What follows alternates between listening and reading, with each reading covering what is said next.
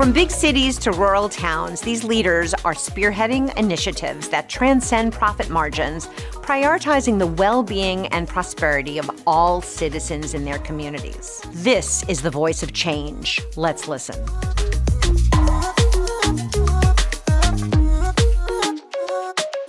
So my name is Fulvio Pagani. I'm from Argentina. I'm a director in Grupo Arcor. Grupo Arcor is a consumer products company that was born 70 years ago in Córdoba, Argentina, a small town where everything started. Nowadays, we have factories all over South America and recently in Africa. So we export to more than 120 countries, and we are growing exponentially in the last few years. I'm based in Argentina. I'm based in Córdoba still. So after going to my MBA in the United States, in Boston, I decided to return to Argentina as I thought there was a lot of opportunities for me to come back, get involved in the business. And apart from that, there's a lot of opportunities in the environment. So I'm very happy I got back. Tell us about the role that your company plays in helping address economic inequality. Great. So I think that companies in general have a very strong commitment to addressing this issue. I think it's very important that it's not a decision that you make in specific investments, but it's a decision you make every single day when you make investments and when you make new businesses. So in particular, in our company, what we do is we try to develop areas in Argentina that are not the common areas that many people would know. So we go deep into the country and we go and develop in new small cities, towns, and we try to go and develop the opportunities for more people there. So with these new businesses, what we normally try to get is more universities and high schools. We work with them and we try to get people and hire people from these universities. So for example, in the last few years, we opened factories in small towns, which converted later to small cities where new universities open facilities there so we can get professionals adapted to what our needs are, and we have been increasing. This is not only good for society, because as clearly we can see there's a huge advantage, but it's also good for the business because we get people who grow with the business and the loyalty is just unparalleled. So what we get is people who are committed to the company, people who just have seen how the company has grown in the last few years thanks to these investments. This is something that my grandfather started, and it was never a question. This is how we do business, and there's no question that this is how we should do things moving forward in the future. What would you say is the number one most important action that your company is taking specifically? I think it's very important to understand how businesses and society get correlated. I truly believe that businesses are correlated with society in everything they do. So for me is we get our talent and we get the best people with working with these small towns, with working with people who may not come from the same backgrounds that the directors maybe. But what we do need is diversity of backgrounds, diversity of gender, diversity of ethnics and everything. So I truly believe that working with people who are different from us or from me is what actually creates the most value. So for me is what we've done is working with universities, trying to empower, trying to get more opportunities. And the responsibility of the business is to continue growing, to keep on giving opportunities, keep on growing. As the business grows, there's more opportunities out there in the market. And of course, I think that's going to create prosperity for any country we are involved in. But does this help or hurt performance? Is it neutral? I think it's absolutely positive. I think it's what we have seen is retention rate. We've seen major improvements in how committed people are working with a company when you give them the opportunity to keep on developing, to achieve things they never imagined they were gonna be able to do before. So I think it's a twofold win when you get people loving what they're doing, loving the company. I think it's just a no-brainer that you need to invest in those things if you want to actually look forward in the future and get the company moving in the right direction. Would you have any metrics that you might be able to share with us, whether it's retention rates? Yeah, of course. So retention rates is a very good one. But rotation rates, like the number of factories we open in like small towns and small cities in Argentina or in small parts of Brazil, for example.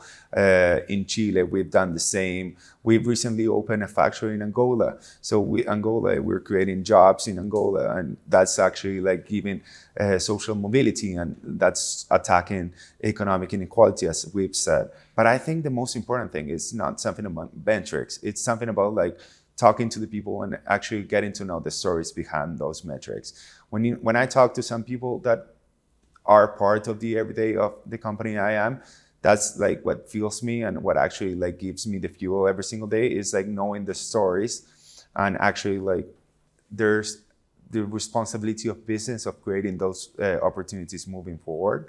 It's something that no company can keep on growing and doing in the future without having that social role.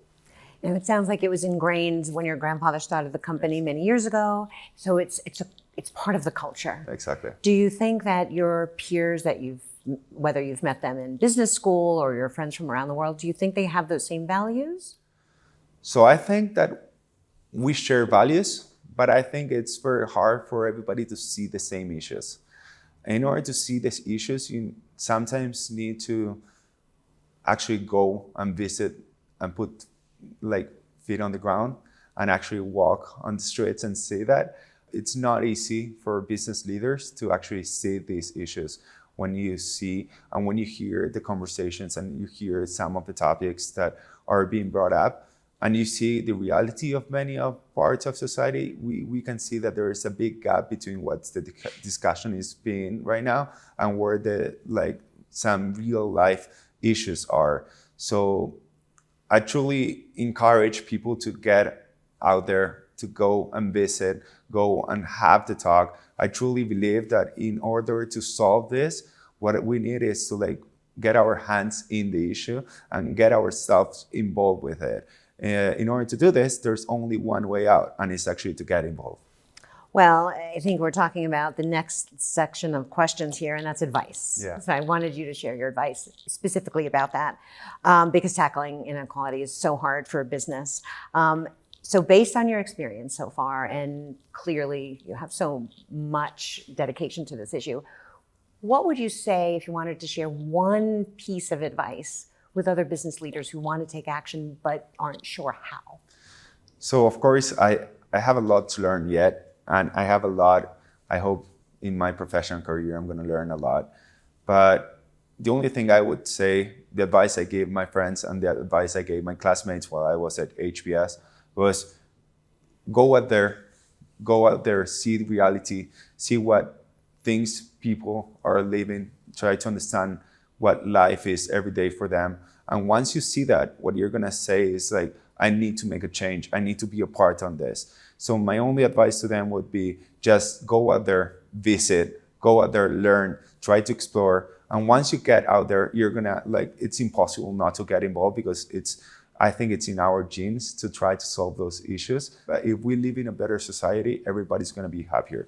So I absolutely encourage people to go out there, visit, and try to work and solve things together. Because if we are trying to solve this as individual parts, the sum of the parts, I'm sure it's going to create more value than if we act all alone. From your experience, is there a willingness from the workers to share and give you feedback? Absolutely.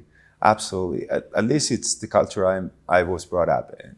So I was brought up in a culture that being a manager or being a director is not sitting in an office and making decisions on a building.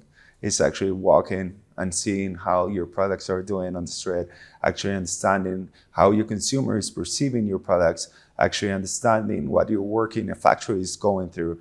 And that's the way you make decisions. If you make decisions sitting on a desk on a 30-story building, I think you're not connected to a reality that many people are living. And sometimes you're not connected to the reality of the consumer that is buying your product. So what you need to go is go out there, actually go and get to know people, go and get to know reality. And once you actually see that, decisions are much easier. How do you view the role of business schools in helping address economic inequality? You've had a certain experience, your friends have had other experiences. Do you think that business schools should change curriculum? What do you think? The role that business schools have is key on this. My experience at HBS was, I remember like saying, educating the leaders of the future that are going to change the world. And I actually believe that in order to like change anything, the first step is to go and get to know it. And what I truly believe is that business schools need to show what reality is. When I talk about this is you find people from different backgrounds, different areas, different nationalities and everything. But it's very hard for all of them to expose their experience, to expose their what they've done if business school does not create the space for that. So I truly believe that curriculum and extracurricular activities are key for this in order to expose to the whole class of any business schools to these issues that society is facing. These leaders are going to have an impact in the future, but in order to have an impact, we need to know where we're starting from. And I'm sure that we're going to have a very, very good impact if we're able to understand reality right now, because it's the smartest people who are going to be working on these issues, and they're going to be able to put out forward solutions. Thank you so much. Can you talk to us about whether you are continuing or launching any initiatives that address economic inequality? What challenges do you see ahead for 2024 and beyond? And maybe what keeps you up at night on this type of an issue? So while there is an issue, I think that all business people need to address it, and we need to work on this. But it's an issue that is going to take many years to solve. And if we all work together and if we all are willing to work towards a solution, I think it's going to progressively get better. Mm-hmm. If we work on the right path, we're going to see the benefits in the very short term. So there's nothing that is keeping me up at night, except from knowing that we need to take steps every single day in the right direction. We just need to do things every single day, and to make every single decision we do is we need to be aware of society and the impact it may have in society. So, that is a challenge because it requires patience and persistence, perseverance. So how do you help spread the word about this?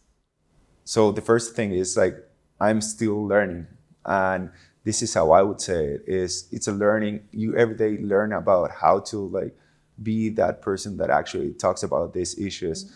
And you actually have a position, and at least you open yourself about what you think and what your position is. And once you're doing that, what you're actually is putting on the table some discussions, and at least you're moving forward the conversation. So that's what I'm doing right now. I know that I'm hopefully when I'm one day I will retire, I will say every single day I learn about how to find more and better solutions. And that's the learning curve that we all want in our professional lives, to keep on learning every single day about how we can keep on pushing the conversation. But at least what I'm doing right now is I'm standing in a place that I can say hey, I'm here to learn. I'm here to solve these issues. I'm here to at least discuss. Let's move the conversation forward, and let's start sharing our thoughts about what is wrong, what is right, and what we can do to keep on moving. Thank you. And so as you're thinking about sharing your thoughts and your experiences and your observations, do people in your generation, are you sharing these thoughts on social media? Is it, how might you be doing it aside from conferences? So I think social media it's a very powerful tool. It's a very powerful tool for both sides, for the good conversation and for hate too. So we have to be very careful about social media. It's not everything that you put out there is going to be treated in the same way. So when we talk about social media, I truly encourage very responsible use of social media. I encourage people to actually to get with social media with a good message and not to communicate hate through it. But it's very hard to nowadays communicate in a safe way. I think it's only a tool. The message behind it is the important thing. So I truly believe that tools are just tools, and what we need to do is the best use of it. So is there anything else that you would like to share? So I believe that economic inequality is an issue that we all should be talking about. It's something that should be brought up and the discussion should be on the table. Once we do that, what we're going to have is we're going to have more people talking about it, trying to find solutions about it. And what we're going to see is we're going to get to the people who can actually like make decisions and make an influence. And what we're going to try to do is try to like mark the right path moving forward. And like I think it's a continuous learning curve. But if we are able to have that discussion, I think it's gonna like go and benefit all of us as a society and as people who are in this society. Thank you so much, Fulvio. Thank you. It was a pleasure. Brilliant. It was a pleasure.